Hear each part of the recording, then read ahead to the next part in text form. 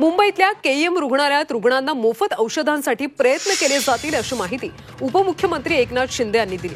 मुंबईमध्ये आज केईएम रुग्णालयात शताब्दी वर्षपूर्ती सोहळा पार पडला। यावेळी आयोजित कार्यक्रमात ते बोलत होते।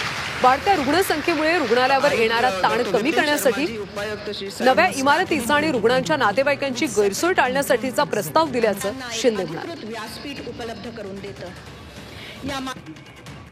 ज्यांना औषध घेणं देखील परवडत नाही अशा रुग्णांसाठी देखील मोफत औषधं देण्याच्या सूचना मी दिल्यात। झिरो प्रिस्क्रिप्शन ती देखील जवळपास अनेक रुग्णांना त्याचा लाभ मिळतो, परंतु 100% रुग्णांना या ठिकाणी त्याचा लाभ झाला पाहिजे अशा देखील मी सूचना दिलेल्या आहेत। या हॉस्पिटलवरचा लोड आहे तो कमी करण्यासाठी आणखी एका इमारतीची आवश्यकता आहे।